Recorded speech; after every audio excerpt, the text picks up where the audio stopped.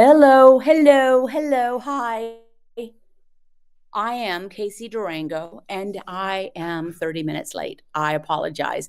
I'm Casey Durango of Go Keto with Casey, where I talk about how I lost 97.4 pounds after starting the ketogenic protocol, how you may be able to lose weight, improve your health, and regain control of your life like I did, except I don't have 100% control of my life because I totally forgot that we're in Colombia and Colombia is not on daylight saving time. So although I was thinking I needed to start my live stream at 10, which it is where I come from, it needed to start at 9, which is where I am. So anyway, I don't know if anyone is still here, but I'm going to start talking. And I'm recording this, so if you see it on replay, oh, here we go. The reason is not that just that I forgot. I would have remembered. We had an appointment this early this morning to meet with a contractor, and it was an adventure getting there. And so he wanted to show us an example of some of his work, although we've seen some of it. And he's done work for an apartment building that my husband's family has in town. Anyway, so we went, and I thought, but I've got plenty of time. So the top, and by the way, I'm inside the farmhouse. Last week I did it with the view in the back, and it was difficult to rig up, and I was backlit. So I'm inside our modest little farmhouse, which will be remodeled probably by the guy we met, Lalo, and we're going to add on to it. We'll have 3 levels, and including a terrace. Anyway, so I've been doing this for a long time. This keto, a long time. I've been doing Go Keto with Casey for not as long, but I've been following the protocol for over 11 years. And I'm pretty much, I'm not tempted or influenced by what other people think I should do or foods that they're eating. Yes, it would be great fun to be able to eat whatever I want to eat whenever I want to eat it without any ill effects. But I can't do that. That's not me. There are people like that. But I am not one of those people. So, but I do have challenges. And who doesn't, right? So, beyond the normal challenges of life, what challenges do I still have, like right now? So, some of you know I'm in Colombia, and I've been traveling, and we're on this little farm. Well, travel itself can be a challenge, not because I'm not bothered by, oh my gosh, what am I going to do if I have an hour and a half layover in an airport? What am I going to eat? My mind doesn't go there. What am I going to eat? That's not where my mind goes. But there are foods that I didn't know they were a thing until I was married to my husband. And there's a particular food I like. It's called a patacone. I've talked about them before. So my challenge is, I'm in ketosis. I checked this morning. I'm in ketosis. But I don't need to eat the daggone patacones, an entire plateful, which I could do and I would enjoy. And my husband, the plantains come from our farm. We, we ask Miguel to bring us a bunch of plantains, and my husband cooks them up, fries them up in a pan. And they're ubiquitous. We've been to exactly one restaurant that didn't have patacones. In all the trips I've made here, no matter where we go, whether it's a roadside diner or a sit-down restaurant, there's patacones, except for this one restaurant in Santuario. But anyway, so we have it. The challenge for me not only is to not eat the patacones just because I can, because they're here and they're delicious and I like them, but not eating them just because they're here and they're delicious and I like them. It's like any other food, right? Some of you may have foods that really are a challenge. There's a certain smooth, jarred food made out of a legume, also known as a peanut, that many of us really like and can't have in the house. peanut butter is very powerful. And for other people, it's not anything like that. It might just be chocolate. It might be potato chips. It might be, well, I grew up eating biscuits every single day of my life with breakfast. So some people will have challenges with certain foods. Beyond the food, a challenge I have is realizing that I'm getting older, that travel, the physical part of travel impacts me. For those of you who are patrons and have heard my snippets, I did bring a scale down to the house to here, carried it with me. And so I've been gauging, and I on my morning snippets for the patrons, I will share the weight, the scale differential every morning. And I was retaining water like crazy, not because of the patacones. I was retaining water like crazy. I from my knees down was one giant cankle, but it whooshed out. So y'all, you patrons, the scale read 2 pounds lower this morning than yesterday morning, which was 1.6 pounds lower than the morning before. That's how much. That was just the travel, the water, the change in altitude, maybe because I'm in the mountains. I'm in the Andes Mountains.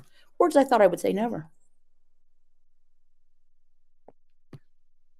So yes, after all these years, I don't have to worry about other people's opinions. Oh, frankly, I didn't worry that much about people's opinions in the first place because I'm kind of a contrarian, and some people might use a different adjective for sure. But I do find myself like thinking, what's up? What's up with my body that I can't just go from here to there and be okay? And I do have challenges with self-image. That is not food related, but I do have challenges. I have fat girl flashback. What were we just doing the other day? And I said, I think I'm too heavy to do that. And my husband said, are you out of your mind? But things like, I don't know. We took a long, long hike. I wrote about it in a beautiful nature preserve down southeast of Pereira. Beautiful and a gorgeous 200-foot waterfall. And it was quite the trek. It was a very technical trek. And in the middle of the jungle, there's this bridge. It goes over I guess it's technically a creek, but it was rushing water. And I worried about going across this bridge. I have challenges remembering that I'm not that 100-pound heavier person anymore. And it is a challenge. I bet you some of you can relate as well. And it doesn't have to be fat girl flashback. It can be fat guy flashback. You know, I still don't like going through turnstiles. I mean, wouldn't that I'm fearful of getting stuck. Intellectually, I know I'm not going to get stuck in the turnstiles. So, what challenges do I still face? A lot of it is a challenge with my self-image. My husband said, why are you always so negative about yourself? I said, I don't know. It seems appropriate. I feel like I deserve it.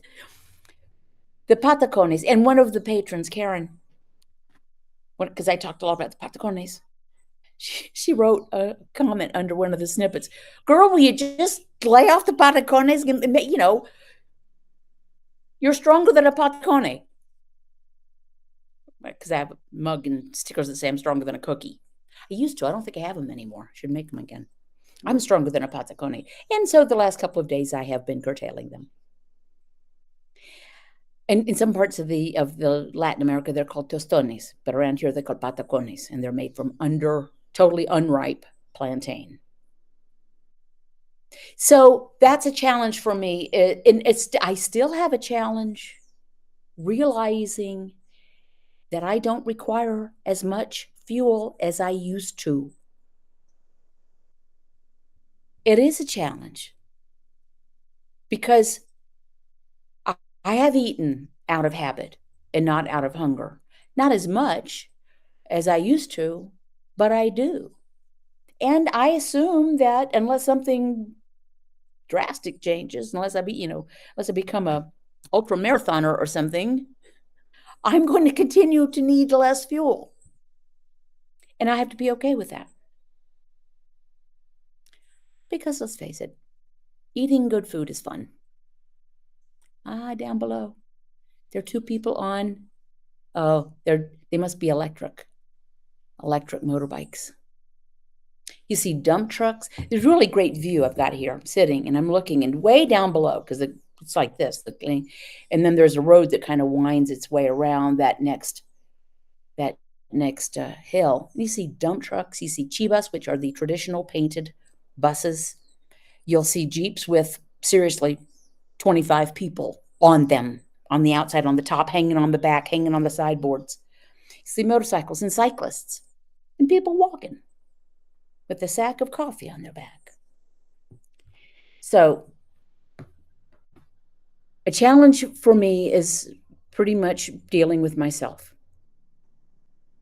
Not the food so much, except the patacones. But I don't know how long it takes to get over feeling like I'm too heavy for things. We saw a hang glider. We're coming back from down below yesterday. We had to go into the closest big town to do some business, and we're coming back up this back road, and of course everything's a hill and everything's a valley here, and there's this paraglider or hang glider, whatever it's called, and he must have come from up here, up top, and he's just going and going and going. Cool. I don't know what. Oh, so first thought that came into my head, I could never do that. I'm too heavy for that.